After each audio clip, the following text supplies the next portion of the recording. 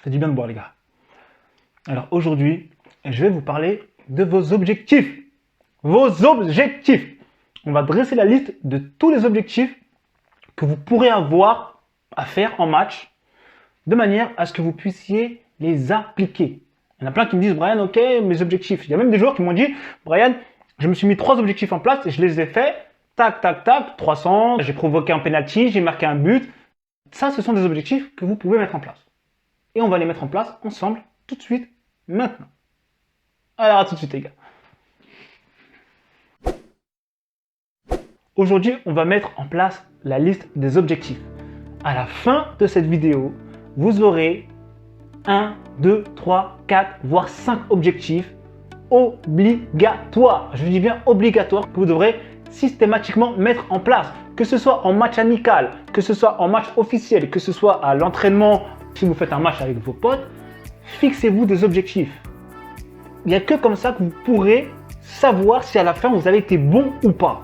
C'est pas en disant mon pote a dit que j'étais bon et l'autre a dit que j'étais nul que vous allez savoir quelque chose. Non. Si je me suis fixé 3 centres, si je me suis fixé un penalty, si je me suis fixé un but, si je me suis fixé une passe décisive, ça va être du factuel. Au moins avec ça, vous avez de quoi pouvoir commencer à progresser. Donc, premier objectif, provoquer un penalty. Jusque là, ça va, rien de bien méchant. Tu arrêtes devant la surface, on te pousse, tu te couches, tu vois, tu peux faire un truc bien. Donc, deuxième objectif, marquer un but. Il y a marquer un but et marquer un penalty. Je vous recommande à tous, celui qui provoque son penalty, tire son penalty. D'accord? J'ai déjà vu en championnat des mecs qui tombent dans la surface et c'est quelqu'un d'autre qui va tirer son penalty. Au bout d'un moment, les gars, il faut prendre vos responsabilités. Finir la saison avec 0 but marqué, les gars, encore une fois, demain, moi je suis recruteur, les gars, je ne fais pas de ça. Vous voulez vendre quoi? À qui en fait? Ok, c'est bon, tu es un bon joueur, d'accord? Dis-moi un petit peu, qu'est-ce que tu as fait cette saison? Bah écoute, j'ai marqué 0 but, j'ai fait 0 passe décisive. Ah ok, d'accord. Bah écoute, salut mon pote. Ouais les gars. Donc, penalty, si vous le provoquez, il est pour vous, il faut le mettre au fond. Donc, objectif numéro 2, marquer un penalty.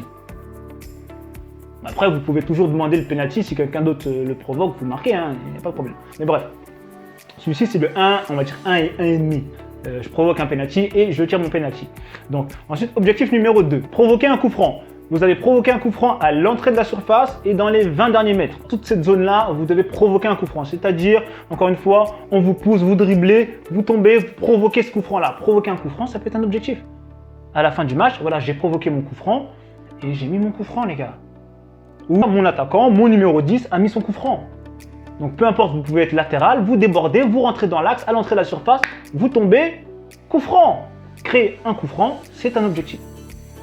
Objectif numéro 3, 3 ou 3,5, marquer un coup franc. Mais voilà, que vous marquez un coup franc, un penalty, ça revient à marquer un but. Donc on va garder la troisième étape pour le but. Objectif numéro 4, faire une passe décisive. Pas une passe décisive, je lui donne le ballon, le mec après il fait 10 mètres, 15 mètres, il dribble 3 joueurs et après il va marquer. Hein. C'est pas ça une passe décisive. Hein. Une passe décisive, ça veut dire que la seule action que le gars il a à faire, c'est pousser le ballon dans les cages. Ou à la rigueur, un contrôle orienté, une frappe. Et ça c'est un but. Ça on appelle ça une passe décisive. Mais les histoires de non, c'est moi qui lui a donné le ballon et après il l'a redonné à quelqu'un d'autre et après, mais c'était moi qui étais à la base de l'action. Arrête. Non, arrête. C'est pas ça une passe décisive. Donc, objectif numéro 5, provoquer un corner. Je frappe, le gardien la repousse, corner. Ou j'essaie de centrer, le défenseur la repousse en corner. Donc, créer un corner, c'est un objectif également. Ensuite, on va dire 5,5, marquer un but sur corner. C'est toujours la même chose, hein, marquer des buts sur corner, c'est un objectif. Je monte pour aller marquer mon but. Donc, soit on met en 5 ou en 6 ou 5,5, bref, on s'en fiche, c'est un objectif. Marquer un but sur corner. Ça revient toujours à marquer un but, mais celui-ci c'est sur corner. Il y en a, c'est sur coup franc ou penalty. Bref, voilà. Vous avez compris le principe. Marquer son but dans tous les cas. Objectif numéro 6, faire des centres. Centrer au moins au minimum. Donc ça c'est plus pour les latéraux, pour les ailiers. Donc faire au minimum 4 centres, c'est un objectif que vous pouvez vous mettre en place qui est, je dirais, pas facultatif. Non, il est obligatoire. Si vous êtes latéraux, il est primordial. Donc Au minimum 4 centres, vous pouvez en faire 6, 10, 12, 15, 20, c'est très très bien. Mais au minimum, je vous en demande 5, 6, vous faites 3-4 montées dans le match, c'est très important pour faire la différence. Objectif numéro 7, mettre une frappe de 20 mètres, 20 mètres, 30 mètres. Des fois les garçons, vous poussez le ballon et vous mettez cette cacahuète, les gars, je veux voir cette cacahuète. Donc objectif numéro 7, mettre une frappe de 20, 25 mètres, c'est très bien. Boum, vous mettez une belle cacahuète bien cadrée, pas dans l'axe sur le gardien, d'accord? Vous la mettez sous la transversale, c'est parfait. Objectif numéro 8, transversal. C'est peut-être pas un objectif si vous n'avez pas l'habitude de le faire.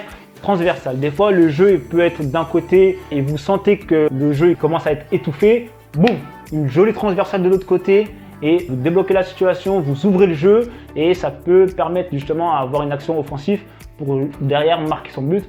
Donc, n'hésitez pas à tenter des transversales, changer le cours du jeu et changer le positionnement du jeu sur le terrain.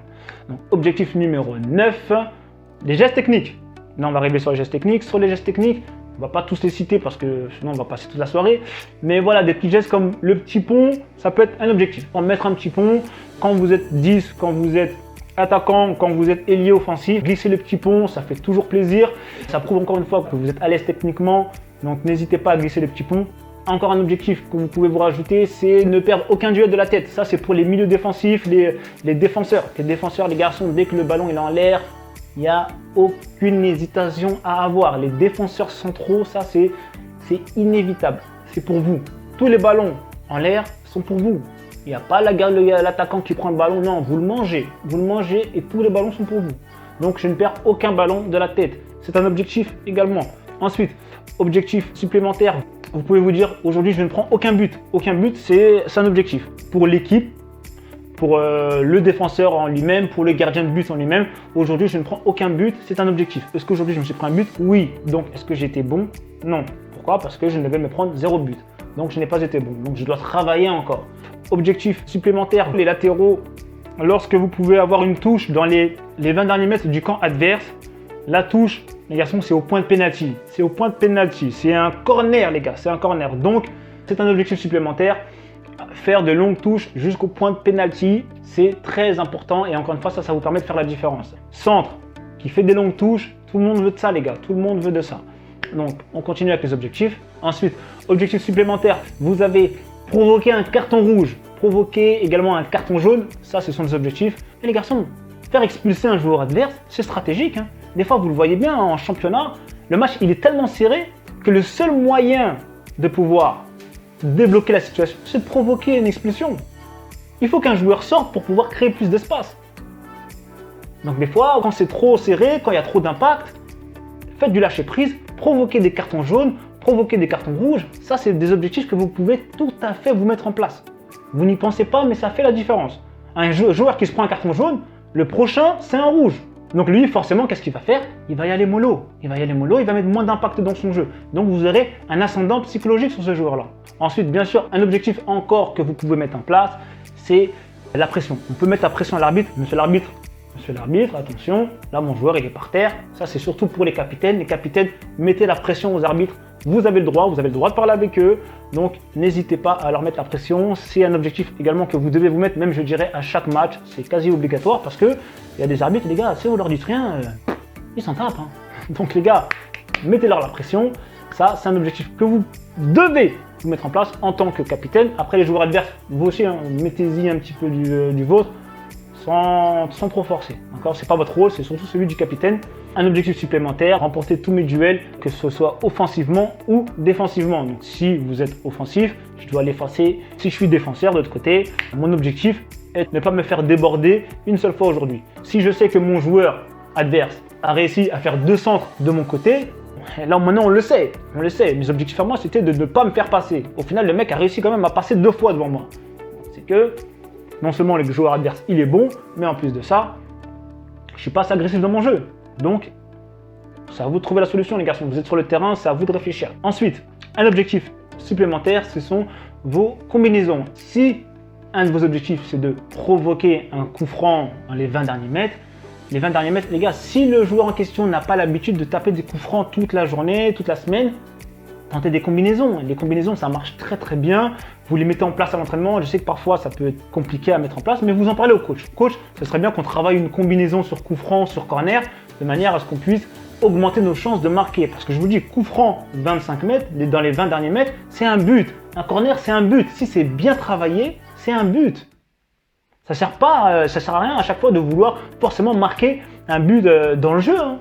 Vous n'avez pas forcément besoin de marquer des buts dans le jeu. Parfois, les équipes elles sont tellement bien placées que c'est compliqué de marquer un but dans le jeu.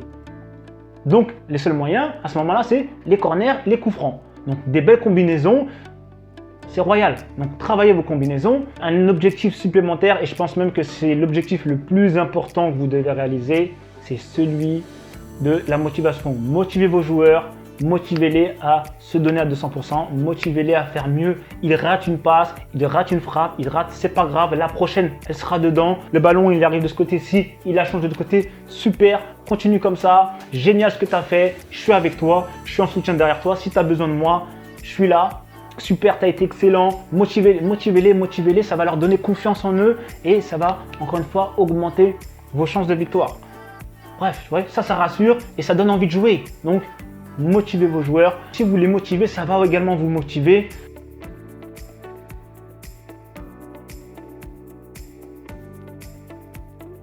Voilà pour la liste des objectifs. On pouvait en rajouter encore d'autres, mais je pense que ceux-là, c'est les plus importants. D'ailleurs, je pense que je vais les mettre en fichier PDF. Dites-moi dans les commentaires si vous voulez un fichier PDF, je le rajouterai en bas de la vidéo.